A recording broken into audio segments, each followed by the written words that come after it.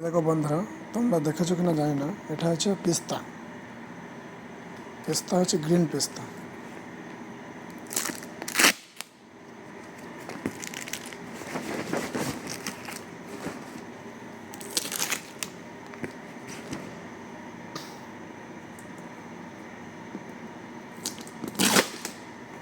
এটা 5 kilo box, যাকে বলা হয় প্লেন পেস্তা।